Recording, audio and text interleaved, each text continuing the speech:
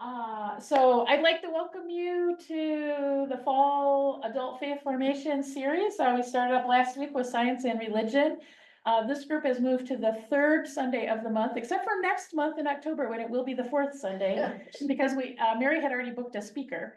But generally, this group will meet on the third Sundays, which I hope means less interruptions in your schedule over the year. And I'm Wendy Everett. I'm Director of Adult Faith Formation, and I have been a little more than a year. And I think I know everybody here, but I bet Allie doesn't know everybody. And Linda's going to introduce her, and then maybe we should introduce ourselves. And yeah, Is there anybody online? Janet Fogler is online, and I asked her a question a little bit ago, and she didn't respond. So we're not. So. Anyway, why don't I introduce Linda to introduce Allie, and then if we could all just tell Allie who we are after that, because she doesn't know us all.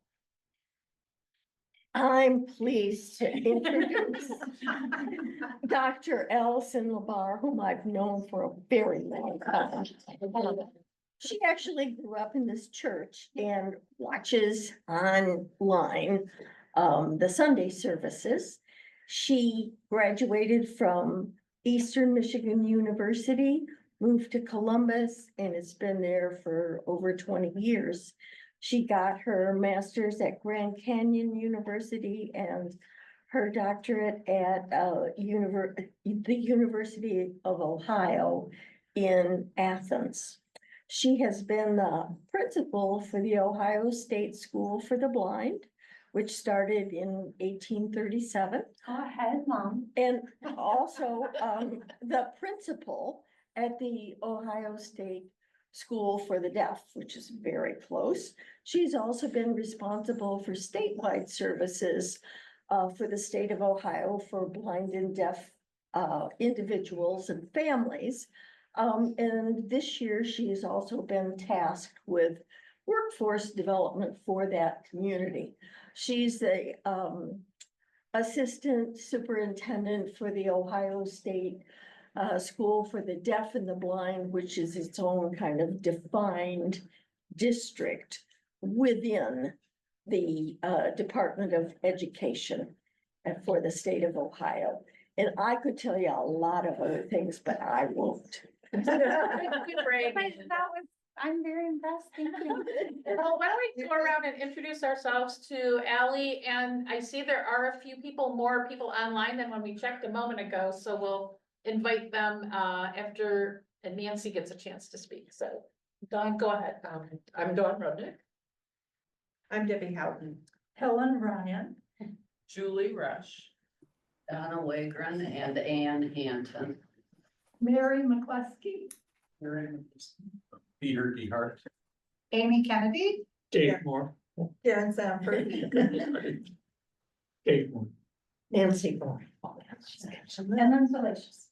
Oh, yes. Good to see you. And then I'm gonna have to, I can't see who we have. I see Janet, Deborah, Pat, and Mara, if anyone wants to start, and then an iPhone too. All right, can you online please introduce yourselves? I'm Mara Palte, and I have a past career as a physical therapist, so that's why I'm interested in your program. I mean, we love our PTs. Next. I don't know if Janet or Pat wants to unmute and say hello. I'm Janet Fogler, and I'm on the Access Committee. Good to meet you. I don't know if Deborah, or please forgive me, iPhone 2 would like to say hello. That's probably me, Karen Kurtz. Hi, Karen. I'm Debbie Nicholas. I just find it, I just want to be better informed. Well, thank you, Debbie. We appreciate your time to be with us. Hello, and thank you guys so much for the chance just to talk to you. This is a real area of passion for me. I had no idea it would be. I started out as a 6th grade science teacher and then got the really exciting opportunity to move into low incidence. And low incidence population in special education really means there are not a lot of students, but in real life, it means there's also not a lot of adults who know about low incidence. There on paper are 3 areas in low incidence, but really there are 4. The first one are young people with emotional disturbances. So for a lot of folks, they're gonna think mental health or behavior. So I was very lucky. That was my first principalship. I got to learn how to be a principal at multiple middle schools, but one of those middle schools included students who had very serious behavior issues that impacted their learning and really impacted the way they interact with other folks. Then I got promoted to get a chance to be the principal of the high school that many of those children would attend. The other 2 areas of low incidence are young people with visual impairments and those who are deaf or hard of hearing. On paper, in terms of IEP legal speak, you would refer to that as a hearing impairment.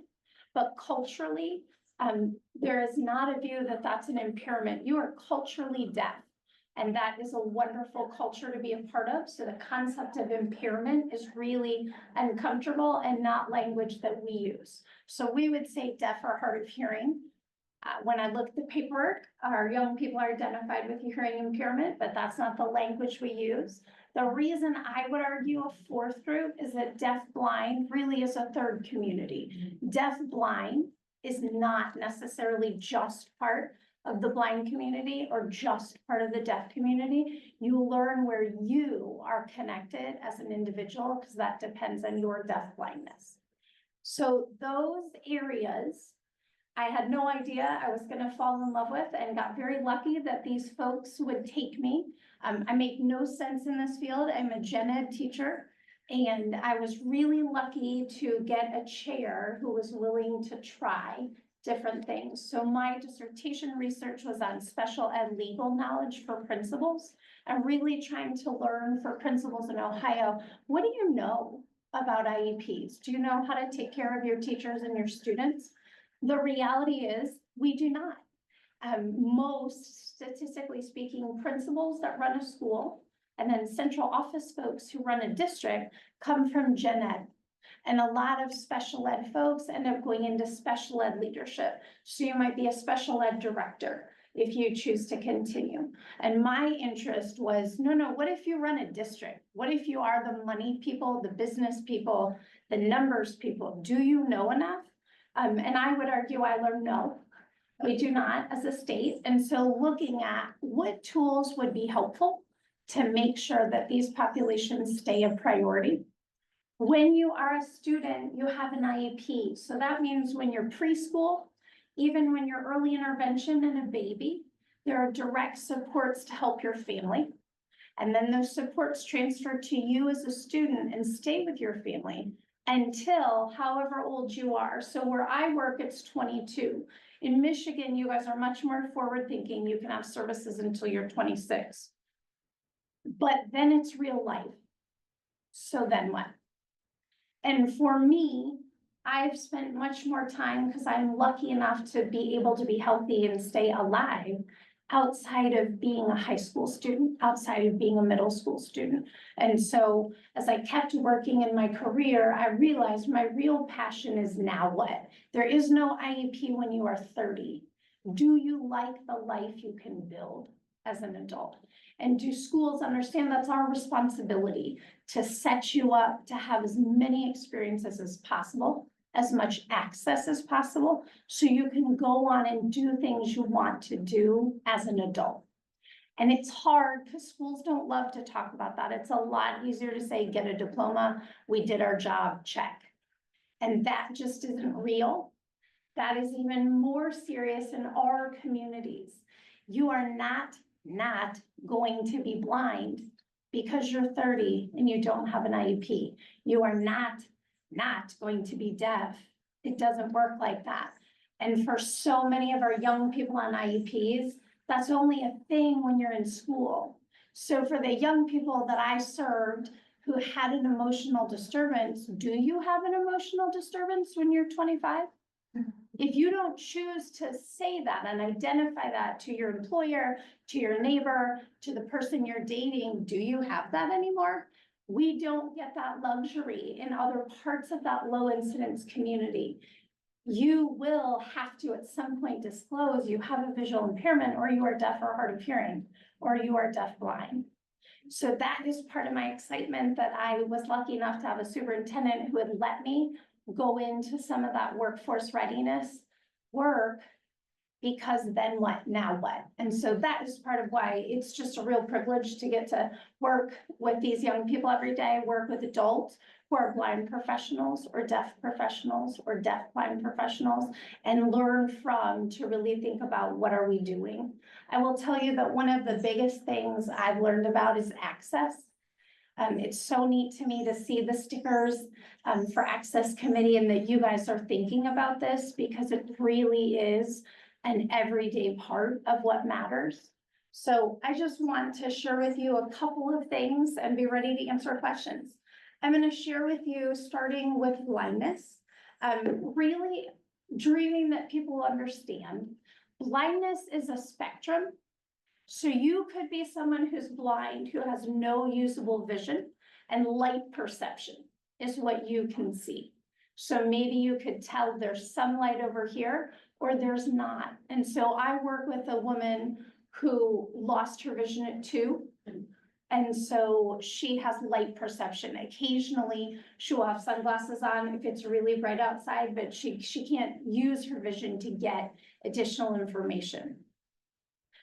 We worked with a kiddo last week who unfortunately had a head injury, was shot and lost their vision, and is losing part of their hearing. That's a really different experience. I have folks on our team who are low vision, meaning I can see certain things, but it depends how it's set up. Red and blue, that color scheme is a real challenge.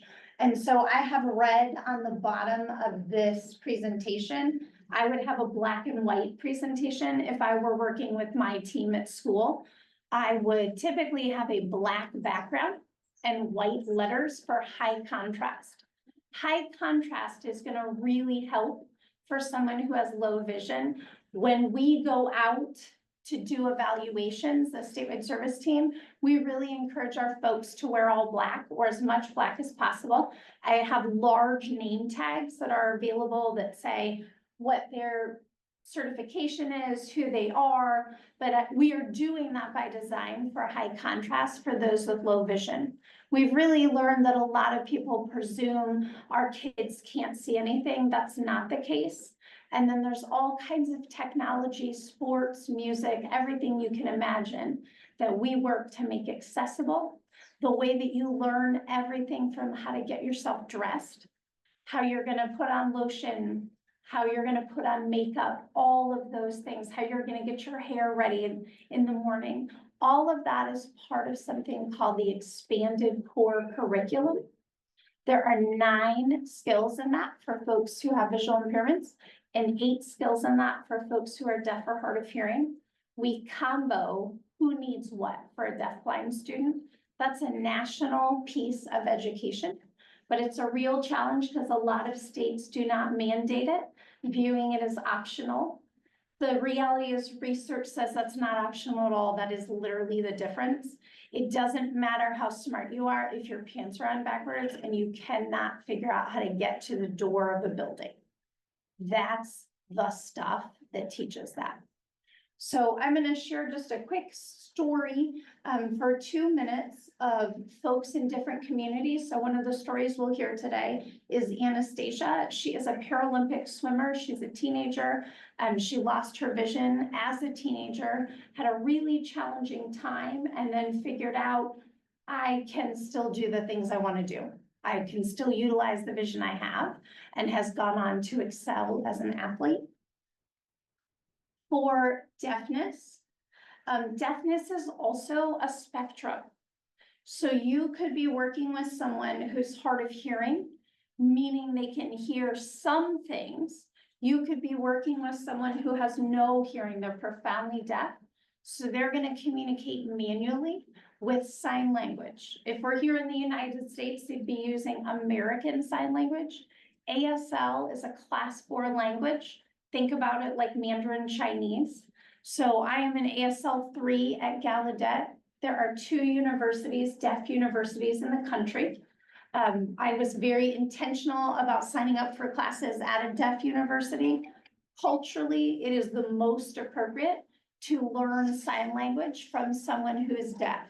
I have a real advantage. I work with deaf people, deaf kids, deaf adults. I work with deaf parents, so I can practice my skills a lot of the time.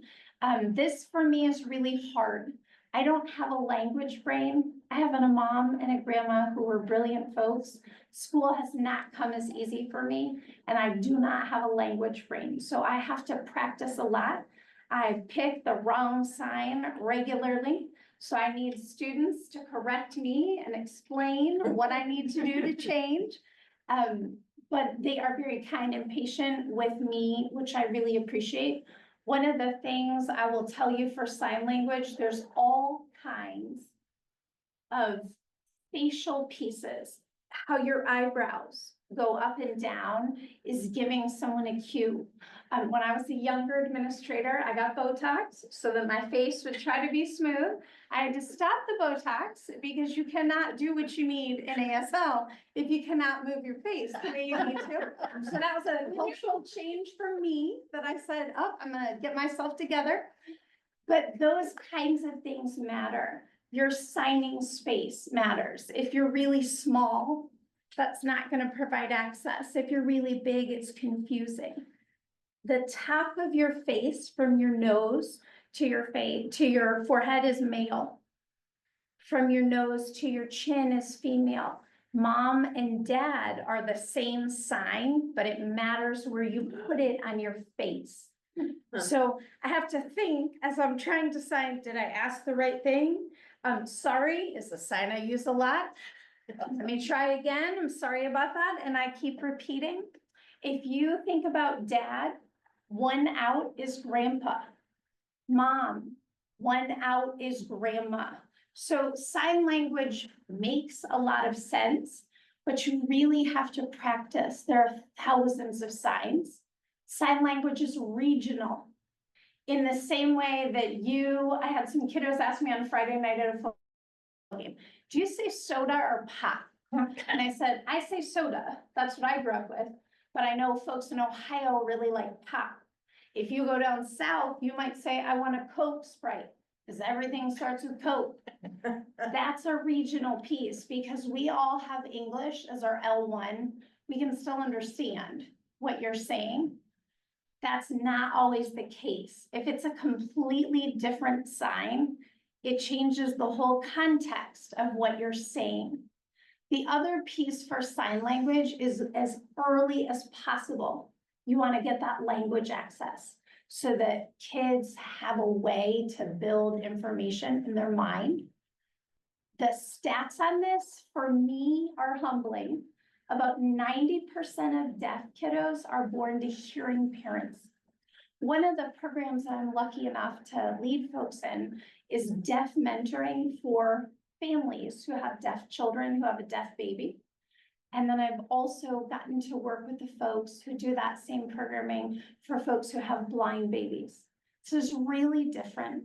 There is a hearing screening in Ohio as soon as you're born. So we know to be looking at this. We do not know to be looking at this for blind babies. There isn't a vision screening. So in some ways you have to learn your child and figure out, is there something going on? If you don't have language, it changes the way you live. About 90%, like I told you, of deaf kiddos are born to hearing parents. About 10% of those parents choose to learn sign language. So there is this concept of like, oh, well, they must sign at home. No, that's not what we live. So when I ask you, how was your day? I expect you have the language to answer me back and you understand how did it feel? How did you experience it in your day? Do you mean my school day? Do you mean my day when I woke up? If you don't have that, that changes things. And it's really hard in the school seat because I don't need to tell you how to parent. It's your family. You get to make the choices you made.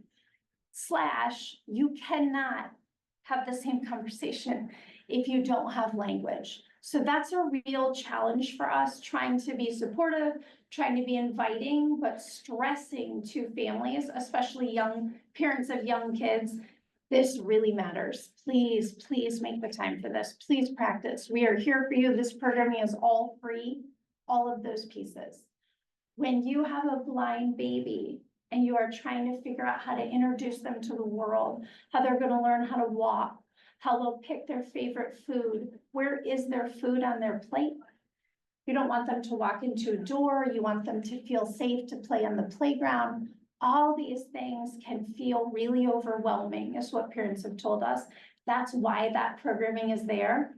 But that parent potentially has other kids and their own life. So it's our job to try and fit that in and make that feel accessible. If you have a kiddo who's deaf or hard of hearing, there's really a window for that language development, and it's 0 to 5. If you miss that window, it really does change things. So that is an area we're very passionate about, and it's an area where there's still a lot of need.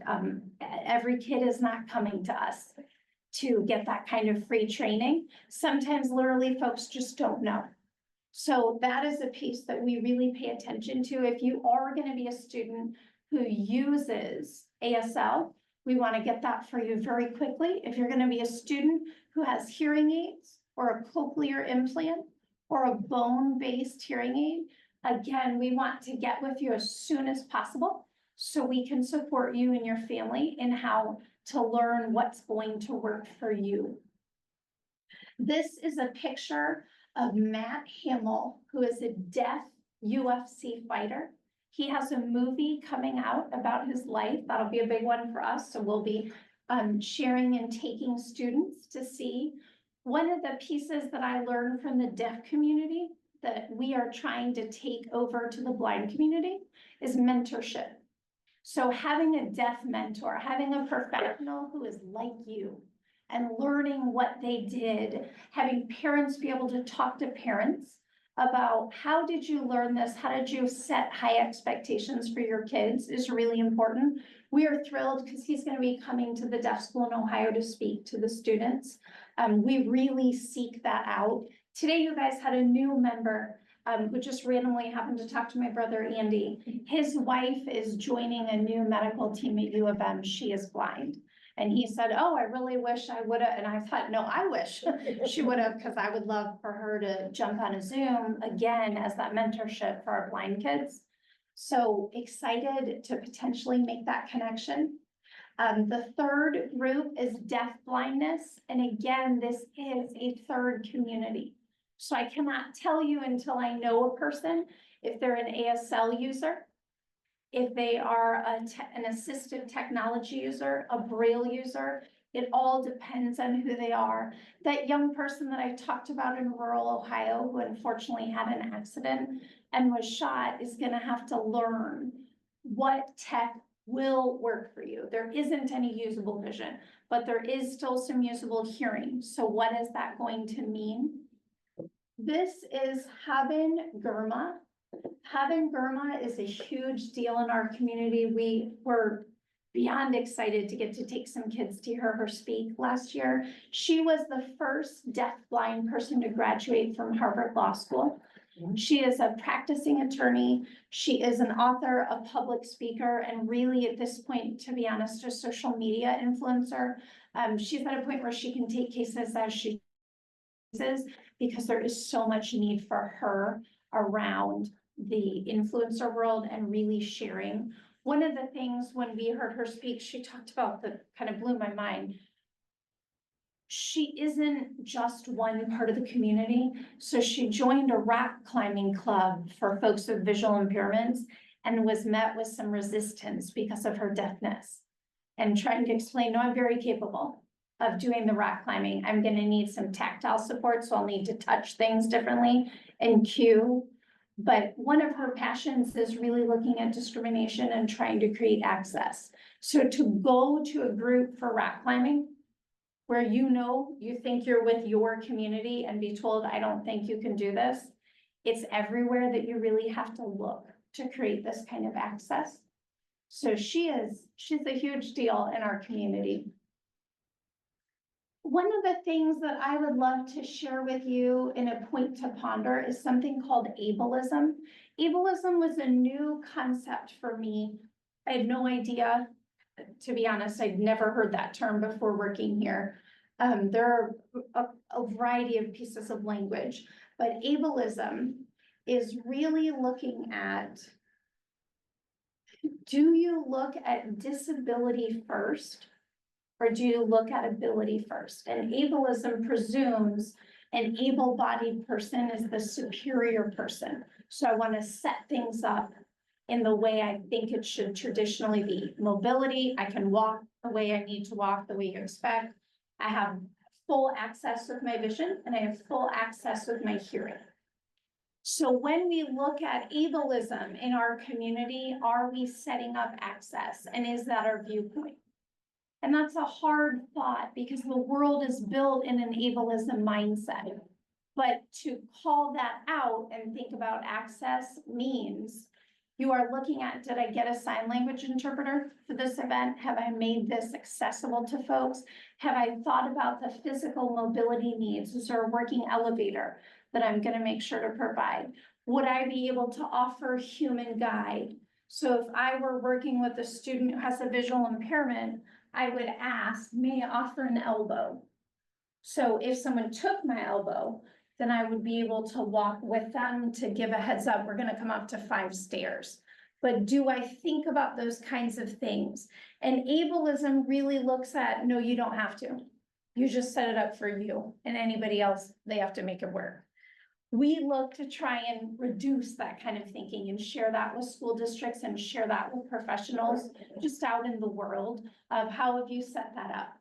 And so this looks at an example of asking a person to prove if they're disabled, designing or creating an environment that's not accessible, looking at outdated or offensive language. I shared with you hearing impairment offensive in our community. I'm not impaired. I am made the right way. For some folks, it really is, and I can certainly say that here, I am made the right way because God created me to be deaf. So this is the right way. There's no impairment with me. And if you're grandma, if you're mom, if you're a child, if there are generational deafness in a family, that's 100% a cultural gift.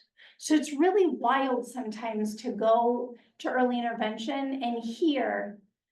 For hearing or sighted parents, we really literally talk about a grieving process when they find out that their young person has this part of their life. And for a deaf family, this is a joyful piece of information that culturally their child is going to be just like that.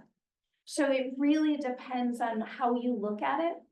Another term that I would share with you and a point to ponder is autism. Autism is a term you would hear in a deaf community, really looking at, do you presume spoken language? Do you set things up so that there's access? Do you set things up so that there is preference for a hearing person? So you guys have set yourselves up in a U. This is a dream in a deaf community. We would ask folks to stand and use their language. Good morning, my name is Allie, so that everybody can see.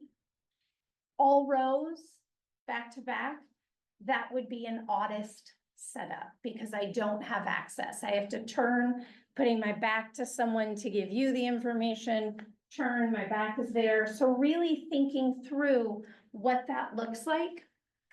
Hearing people interrupt each other naturally, that's really hard for an interpreter. So if I am talking to someone and Amy gets excited and wants to share something back, we don't stop sometimes. Oh yeah, you're right. I remember when I saw that too. You have to stop because an interpreter is going to cue Allie speaking, Amy speaking, and then give you new information. I speak quickly, so interpreters speed up their pace. There are times where I'm very worked up in a meeting and my tone changes, my cadence changes. I might occasionally lose my mind in profanity. One word might come out. They are signing everything I'm saying. If I'm speaking in a very flat way, they are signing slower and in a different way. All of that has to be picked up on. When I'm looking at you to see, was it male or female? How are you using your eyebrows? How are you using your mouth? All of that I have to take in. So that matters. If you interrupt with another comment, I didn't get access to that comment. If you have folks who don't know how to use interpreters, that can be a piece of autism. When you are speaking with a deaf person using an interpreter, you look at the deaf person. You do not look at the interpreter. They are simply facilitating language. One of the most awkward things we have is when we have speakers and I can tell someone has not prepped them and they will turn to the interpreter and say, "What's your name?" Because we've all gone around to say our names. You don't do that. The interpreter does not tell you, "I'm Tommy, I'm Jamar." They simply facilitate the communication. They're not there, is really how it looks. Very traditionally, they'll have on as much black as possible, no distraction in their signing space.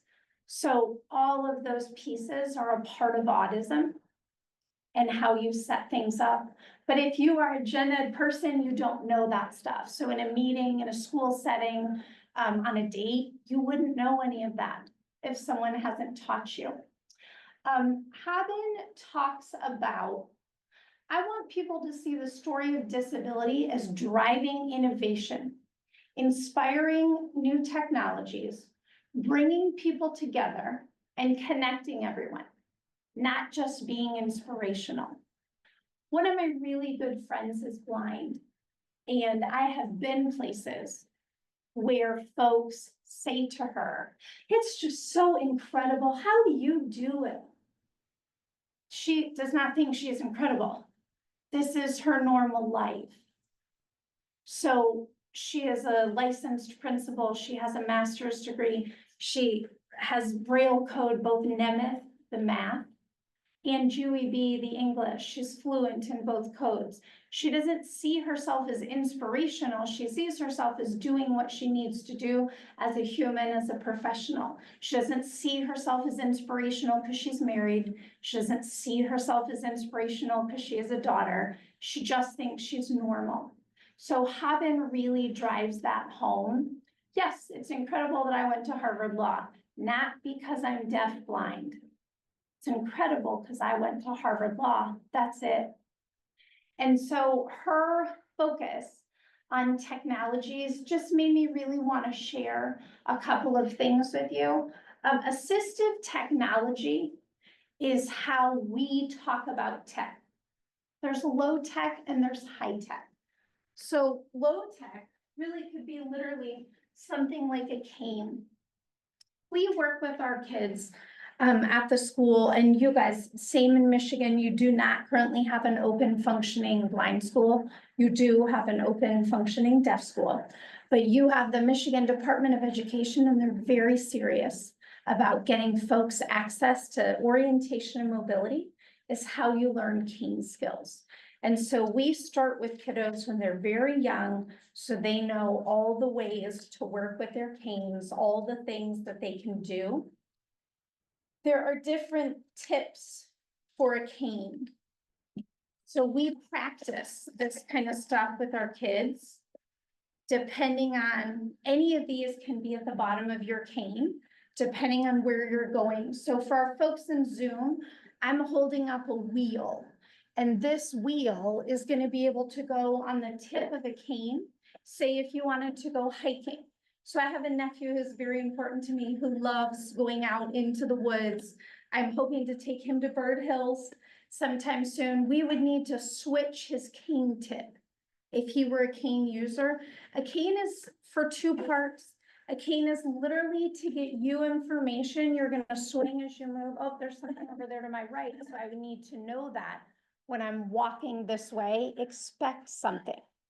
The other piece of the cane is to make sure that other folks know to look out for you. When canes started, they were black. And then in the 40s, the Lions brought a new color system to the canes. They made them white, and the reason they made them white is that if you're walking on a sidewalk or crossing a street, black doesn't help you stand out, but white does. Having that red tip at the bottom so folks see that contrast to be changing and noticing you. That's just an example of low tech.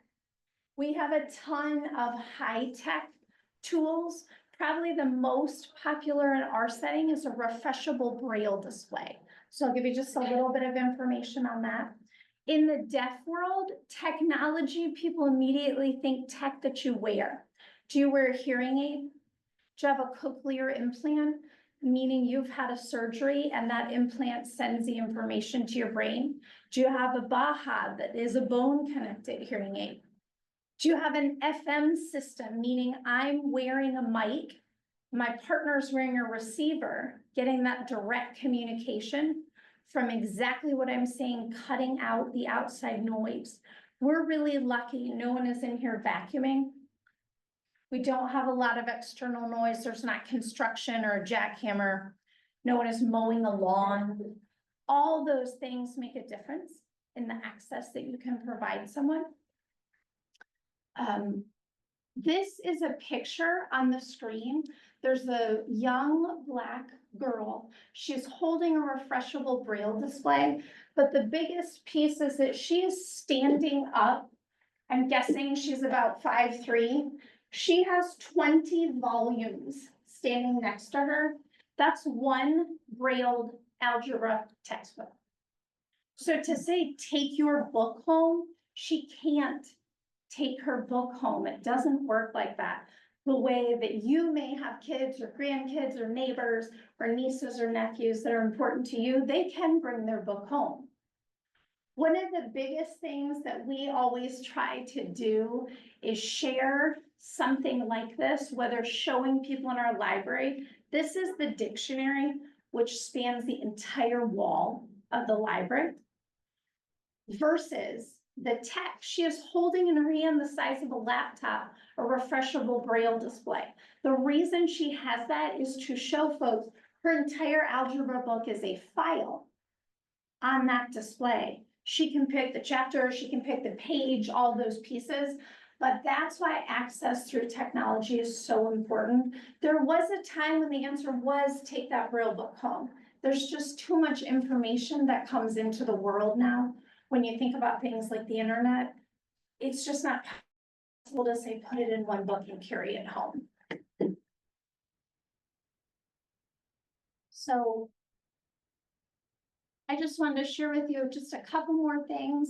When we are here in the home of the Wolverines, there are universities that are really important culturally for the deaf community.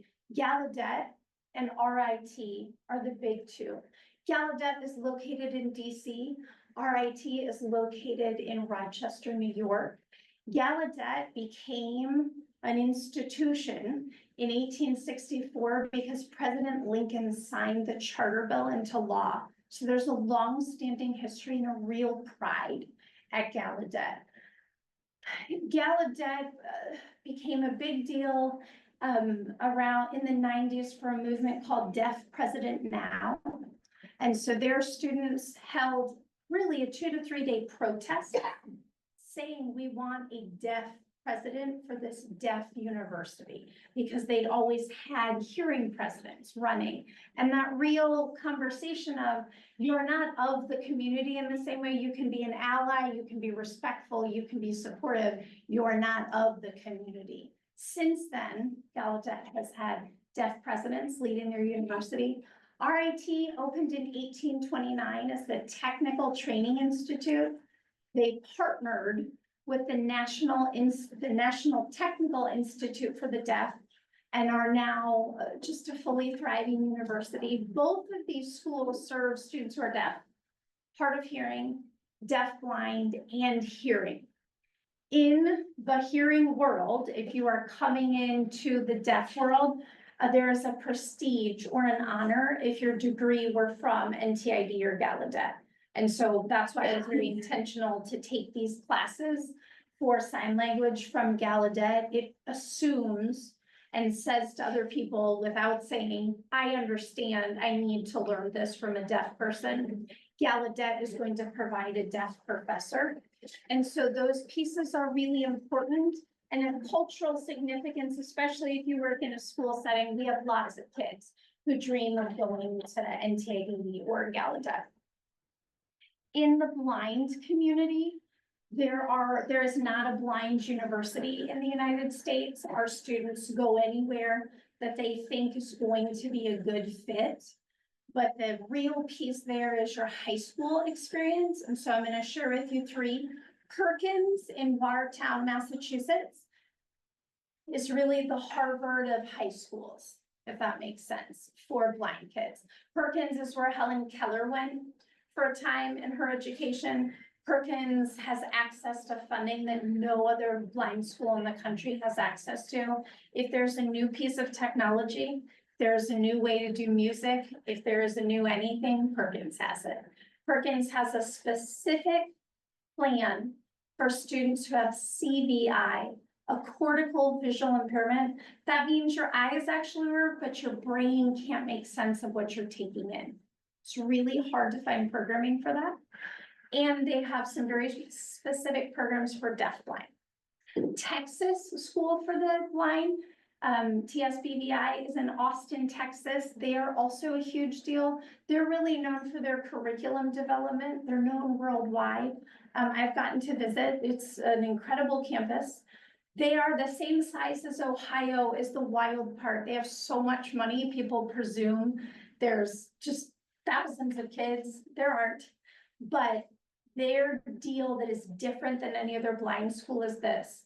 What we have is so good, you can only come for 3 years. You can't come after that because there's a line. So we're going to work with you very intensely, and you have to go back to your home community. It's a different model than any other blind school in the country. And then I am biased, but very proud of the Ohio State School for the Blind. We opened in 1837. We are recognized as the first blind school in the country, but the focus there really is technology access. We have multiple national partnerships for trying to make sure we have cutting edge technology. We have a full sports program every single season. You could be a swimmer, you could run track, you could do goal ball, you could do a bunch of different sports. There's a lot of pride around that. And then very lastly, we have the first registered blind band in the country. So for some folks, they would argue the world. We claim the country. We have a blind marching band that is a script marching band similar to U of M or OSU, meaning the students play and move at the same time in formation. Every single band member has a band assistant behind them. They have a hand on the shoulder guiding. So in Ohio, it's a really big deal to dot the I in Ohio, and our students do that and participate across the country in band performances and parades. So kind of the key things I'd love to share with you really are low incidence populations are all over the country. There are folks who live the same life you do with community connections, connected to their church, connected to family members, to spouses, all the things that you are doing, they are doing. It's just different. I'm really looking at how can we connect with folks. And then lastly, why does access matter? So if you are not able to give access with language, especially for the deaf community, things like an interpreter, if you aren't able to give access, could I send you this presentation electronically? Because I would do that for the folks that I work with on Teams, and they would read that through system auditorily. So everything that's on the screen will be fed with their screen reader, but I have to send them the information in an accessible way and planning ahead for that. All those pieces are things for me that I've learned that I'd love to share with you. And I will be quick, but I would love to be able to show you an example, not from me, but from a person of the community. So this is the hammer. This is the deaf wrestler that I talked to you guys about. And so My grandson was deaf and young. tell you about my highly intelligent grandson who's profoundly terrified. So you're gonna see that there are closed captions. So this opened with grandpa talking to the doctor. You're gonna tell me I have a grandson who's deaf and dumb. Because those were terms that folks used to use. And the doctor's explaining, no, you have a highly intelligent grandson who's going to need ASL in a time when this wasn't a guarantee, in a time when a group of your peers laughing at you really could be the norm for some kids.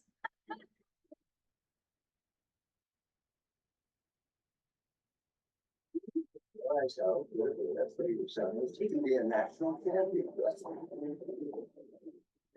So we are still coach.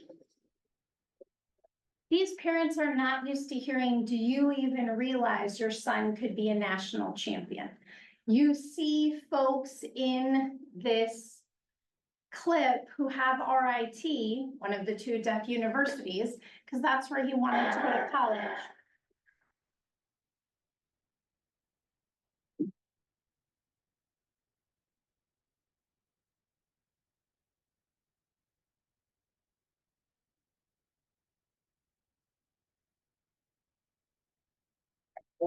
Your whole life, you don't need to be treated differently.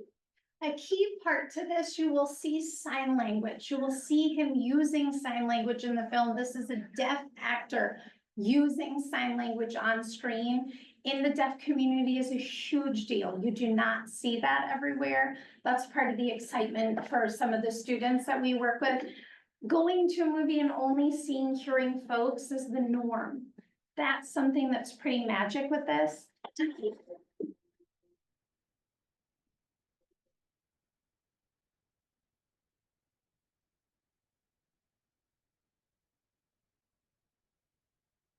He went on in real life to then take his wrestling career to UFC, which is a televised fighting group.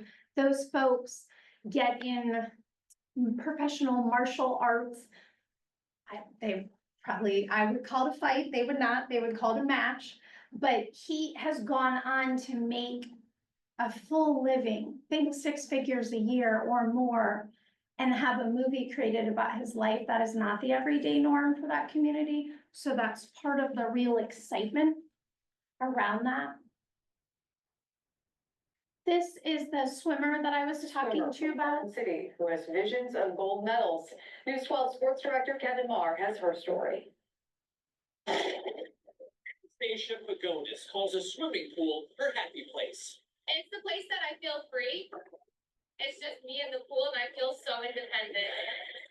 And at the Paralympic trials in May, Toss, as her friends call her, was so dominant she set 3 U.S. records and 2 world records and earned her first spot on Team USA. I get to swim for my country. Like, I get to swim with a cap that says Team USA. Like, that's insane to me. Toss's story to get to this point is also wild. When she was 11, a genetic disorder caused her immune system to attack her retinas, and she started losing her vision. 3 years later, she was blind and said she wanted to kill herself. I don't think that people, like, can comprehend what that's like unless they actually go through it. Therapy helped, and eventually Toss wanted to swim again. The problem was finding a coach who, as she said, wanted to take on the blind girl. My mom had contacted a lot of teams and nobody had faith in me and nobody really wanted to train me. No one except Mark Dannon from Islanders Aquatics, who gave Toss the shove she needed to swim and smile again. When I first got her, I did see some talent there. 3, 2, 1. Obviously, I knew how to swim before, but losing my sense took away like everything I had known. A 50 now on 40. I need your heart rate higher. So it was a lot to learn again. Plus, there were new things to learn, like how to use tappers to know when to turn, how to swim with blackout goggles that block the light she can see. And to stay straight, you'll notice Toss swings her arms wide and actually hits the plastic main line using them as her guide. She came in there. Some of that low-tech technology that we were talking about, you see the tapper, we use those at the school to cue her so she doesn't swim into the wall. Teaching her how to track with the lane guide. But she has gone on to have incredible success, winning medals even at the most recent Paralympics in France. And so for us, it's really valuable to be able to show those pieces to our students as, hey, if you're really interested in this, these are the opportunities. You'll hear her talk about access. No coach wanted to take on the blind girl. That is a reality that we hear, unfortunately, far too much. I don't think that'd be possible for you. You can't join our team. That kind of mindset. And then this is Haben. Was a brilliant deaf-blind woman who lived from 1880 to 1968. She's talking about Helen She had Keller. a powerful voice, but many times when she wrote down essays about causes she cared about, editors would reject it, saying, that's too political. Just stick to talking about blindness. And she was stuck and prevented from speaking up on a lot of issues. Today, a lot of disabled people can speak up online. Our social media channels allow I'm us just to gonna share point out the news and interpreter. videos, So all of her written events are posts, interpreted all for kinds full of ways access to because she get is your deafblind. message out without going through ableist editors. Helen would be thrilled with all that we've done today. One of the things that gives me hope is when I witness disabled people advocating for the end of suffering in Gaza, in Sudan, in Ukraine, and many other places where there are humanitarian crises. We don't have to be single issue people. We have advocates who've worked hard to win us our right to speak and protect our right to vote. Keep lifting up your voices. Keep advocating. Thank you, everyone. One of the things that I have learned so much from Haben, but really trying to think through how do we share that with the kids. When she talks about single issue people, she is the one who shared, I don't want to be an inspiration. I want to drive technology changes. I want to drive new relationships and connections. She's speaking at an event at the White House. She really got connected from the Obama administration, and the administrations afterwards have continued to lean on her, especially in areas around disability rights. But that conversation of see me as a human, don't see my disability first. Again, thinking about ableism, thinking about autism, having access to that interpreter, making sure that she is able to have access to the same conversation her peers have. So I am gonna stop sharing. I'm gonna say thank you to the folks on Zoom. I'll stop recording.